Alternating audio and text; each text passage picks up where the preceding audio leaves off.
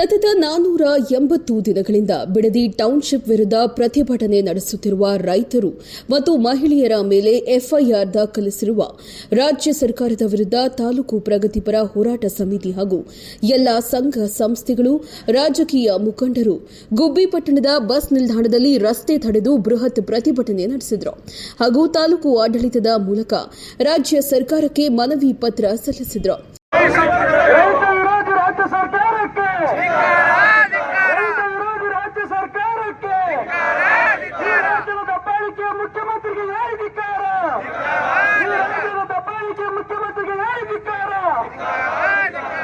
ಬಿಡದಿ ಜಮೀನು ಅಕ್ವೈರ್ ಮಾಡಿ ಭ್ರಷ್ಟ ಕಾಂಗ್ರೆಸ್ ಸರ್ಕಾರ ಡಿ.ಕೆ. ಶಿವಕುಮಾರ್ ಅವರ ನೇತೃತ್ವದಲ್ಲಿ ರೈತರ ಜಮೀನು ಕಿತ್ಕೋಬೇಕು, ಟೌನ್ಶಿಪ್ ಮಾಡಬೇಕು, ನಗರೀಕರಣ ಮಾಡಬೇಕು ಅನ್ನೋದು ಒಂದು ನಾವು ಅರ್ಥಕನ್ನಕ್ಕಾಗ್ತೈತಿ.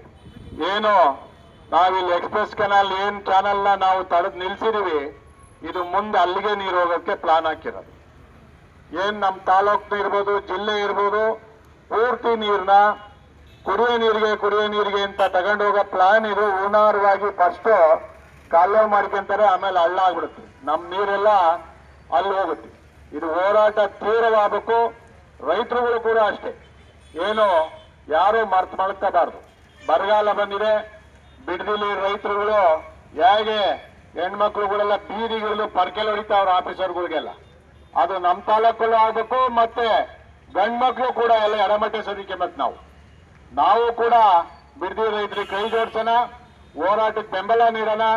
ನಾವು ಕೂಡ ಎಡಮಟ್ಟೆ ಸರ್ವೆ ರೆಡಿ ಇಟ್ಕೊಂಡಿರ್ಬೇಕು. ಬಿಡದಿ ರೈತರಲ್ಲೂ ಒಂದು ಮನವಿ, ಅವರು ಕೂಡ ಎಡಮಟ್ಟೆ ತಗೊಂಡು ಸರ್ವಕೊಂಡು ರೂಪಿ ಕಳಿಸ್ಬೇಕು. ಎಲ್ಲಾರು ಮುಲಾಜಿಲ್ದಂಗೆ ಏನು ಕಾನೂನು ಇದೆ, 70% 80% ರೈತರು ಒಪ್ಪಿರು ಮಾತ್ರ ಲ್ಯಾಂಡ್ ಅಕ್ವಿಷನ್ ಮಾಡಬೇಕು.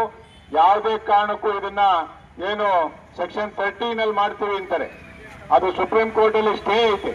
ಸ್ಟೇ ಇದು ಸೆಕ್ಷನ್ 13 ಮಾಡ್ತೀವಿ ಅಂತ ಹೇಳಿ ಏಕಾಏಕಿ ರೈತರು ಒಪಿನಿಯನ್ ಇಲ್ಲದೆ ಅಕ್ವೈರ್ ಮಾಡಿ ನೋಟಿಫಿಕೇಶನ್ ಮಾಡಕ್ ಹೊರಟಿದ್ರೆ. ಲಿಂಕ್ ಚಾನಲ್ ವಿಚಾರವಾಗಿ ನಾವು ಅಲ್ಲಿ ಅನೇಕ ಹೋರಾಟಗಳನ್ನ ಮಾಡಿದ್ದೀವಿ. ಯಾವುದೇ ಕಾರಣಕ್ಕೂ ಸರ್ಕಾರ ಆ ಲಿಂಕ್ ಚಾನಲ್ನ ಕೈ ಬಿಡಬೇಕು. ಏನು ಮಾಮೂಲಿ ಏನು ಮುಖ್ಯ ನಾಲೆಯಿಂದ ಹೋಗ್ತಿತ್ತು ಅಲ್ಲೇ ನೀರು ಹೋಗಬೇಕು. ನೀವೇನಾದರೂ ಪೊಲೀಸು ಬಳಕೆ ಮಾಡಿ ಅಥವಾ ಎಲ್ಲ ಸರ್ಕಾರ ಏನಾದರೂ ಮುಂದೆ ಬಂದರೆ ಅದಕ್ಕೆ ತಕ್ಕ ಪ್ರಾಯಶ್ಚಿತ್ತವನ್ನು ಸರ್ಕಾರ ಅನುಭವಿಸಬೇಕಾಗುತ್ತೆ.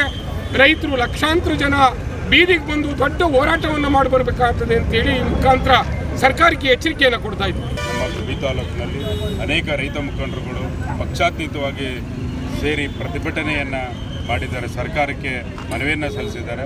ದಯಮಾಡಿ ಈ ಮುಖಾಂತರ ನಾನು ಏನು ಹೇಳ್ತಾ ಇದ್ದೀನಿ ಅಂದರೆ, ರೈತರ ಹೊಟ್ಟೆ ಮೇಲೆ ಹೊಡೆದು ಯಾವ ಸರ್ಕಾರಗಳು ಬದುಕಿಲ್ಲ, ಮತ್ತು ರಾಜಕಾರಣನೂ ಮಾಡೋಕ್ಕಾಗಲಿಕ್ಕಾಗಲ್ಲ. ರೈತ ಪರವಾಗಿ ಕೆಲಸವನ್ನು ಮಾಡಿದ್ರೆ ಈ ಸರ್ಕಾರಗಳು ಉಳಿತವೆ ಅಂತ ಈ ಸಂದರ್ಭದಲ್ಲಿ ಹೇಳ್ತಾ, ದಯಮಾಡಿ ಏನು ಸುಮಾರು ಬೆಂಗಳೂರಿನಲ್ಲಿ ಅನೇಕ ಅಪಾರ್ಟ್ಮೆಂಟ್ಗಳು ಇರ್ಬೋದು, ಲೇಔಟ್ಗಳು ಖಾಲಿ ಹೊಡಿತಾ ಇದ್ದಾವೆ, ಮತ್ತು ಇರ್ತಕ್ಕಂಥ ಮೂಲಭೂತ ಸೌಕರ್ಯನೇ ಇಲ್ಲ. ರಸ್ತೆ ಗುಂಡಿ ಮುಚ್ಚಕ್ಕಾಗ್ತಾ ಇಲ್ಲ, BBMP ಕಸಗೂ ತೆಗಿಯೋಕ್ಕಾಗ್ತಾ ಇಲ್ಲ. ಇಂಥ ಪರಿಸ್ಥಿತಿನಲ್ಲಿ ಇದೆ ಈ ಸರ್ಕಾರ. ಏಕೆಂದರೆ ನಮ್ಮ ಹಳ್ಳಿಗಳಲ್ಲೂ ತಾವು ನೋಡ್ತಾ ಇರ್ಬೋದು, ಯಾವುದೇ ಒಂದು ಕಾಮಗಾರಿಗಳು ಇರ್ಬೋದು, ಯಾವುದೇ ಒಂದು ವ್ಯವಸ್ಥೆ ಹದಗೆಟ್ಟಿದೆ. ಅಂಥ ಪರಿಸ್ಥಿತಿನಲ್ಲಿ ಬಿಡದಿ ಟೌನ್ಶಿಪ್ ಮಾಡೇ ತೀರ್ತೀವಿ ಅಂತ ಏನು ಹೊರಟಿದೆ ಈ ಸರ್ಕಾರ, ಅದು ಖಂಡನೀಯ. ಮತ್ತು ಆ ಭಾಗದ ರೈತರುಗಳು ನೀವೆಲ್ಲ ಗಮನಿಸಿರ್ಬೋದು, ಎಷ್ಟು ರೊಚ್ಚಿಗೆದ್ದು ತಮ್ಮ ನೋವನ್ನು ಹೇಳ್ಕೊತಾ ಇದ್ದಾರೆ ಸೋಷಿಯಲ್ ಮೀಡಿಯಾದಲ್ಲಿ. ಪಾಪ ಒಬ್ಬ ಅಜ್ಜಿ ಹೇಳ್ತಾ ಇದ್ದಾರೆ, ಯಾಕೆಂತಂದರೆ ನಮ್ಮ ಗಂಡ ಮಾಡಿಬಿಟ್ಟಂಥ ಆಸ್ತಿ ನಮ್ಮ ಮಕ್ಕಳಿಗಿರಬೇಕು, ಇದನ್ನು ಕಿತ್ಕೊಂಡ್ರೆ ನಾವು ಮತ್ತೆ ಚೀಲನ ತುಂಬಿಸ್ಕೊಳ್ಳೋಕ್ಕೋಸ್ಕರ ನಾವು ಎಲ್ಲಿಗೆ ಹೋಗ್ಬೇಕು ಅಂತ ಗೋಳನ್ನು ತೋಡ್ಕೊತಾ ಇದ್ದಾರೆ. ಅಲ್ಲಿ ರೊಚ್ಚಿಗೆದ್ದು ಏನು ಪರಕೆ ಸೇವೆಯನ್ನು ಮಾಡಿದ್ದಾರೆ ಅಧಿಕಾರಿಗಳಿಗೆ. ಇದನ್ನು ಮನಗಂಡ ಸರ್ಕಾರ ದಯಮಾಡಿ ಈಗಲೇ ಆ ಟೌನ್ಶಿಪ್ನ ನಿಲ್ಲಿಸಬೇಕು ಅಂತ ಈ ಸಂದರ್ಭದಲ್ಲಿ ಮನವಿ ಮಾಡ್ತಾರೆ. ಏನು ನಮ್ಮ ದೇವೇಗೌಡರು ಒಂದು ಹೇಳಿಕೆ ಕೊಟ್ಟರು ಮೊನ್ನೆ, ನಾನು ಧರಣಿ ಮಾಡ್ತೀನಿ ಗಾಂಧಿ ಸ್ಟ್ಯಾಚ್ಯೂ ಹತ್ರ ಅಂದಮೇಲೆ ನೀವು ಆಮೇಲೆ ಹೇಳಿಕೆ ಕೊಡ್ತೀರಾ. ಅಲ್ಲಿವರೆಗೂ ನೀವು ಹೇಳಿಕೆನೇ ಕೊಟ್ಟಿಲ್ಲ. ಆ ಸ್ಥಳೀಯವಾಗಿ ರೈತರುಗಳು ಕರೆದು ಒಂದು ಮೀಟಿಂಗ್ ಮಾಡಿಲ್ಲ.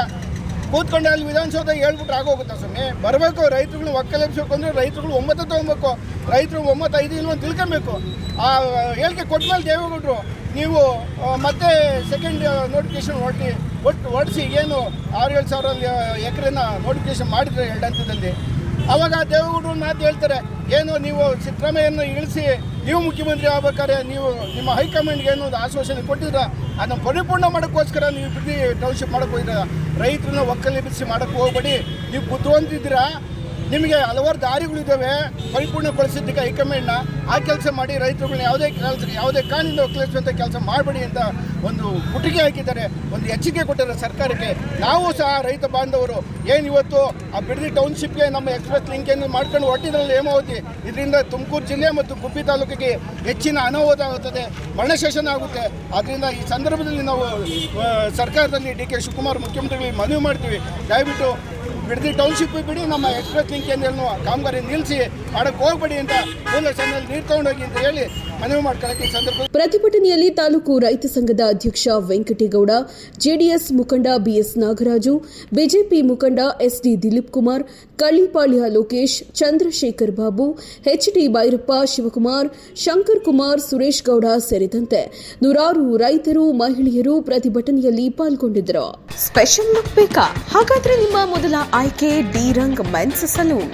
ನಮ್ಮಲ್ಲಿ hair cut, facial, head wash, head massage ಹಾಗೂ ಬಾಡಿ ಮಸಾಜ್ ಸೇವೆಗಳು ಅತ್ಯಾಧುನಿಕ ವಿಧಾನದಲ್ಲಿ ನುರಿತ ಸಿಬ್ಬಂದಿಯಿಂದ ಅತಿ ಕಡಿಮೆ ದರದಲ್ಲಿ ಲಭ್ಯ.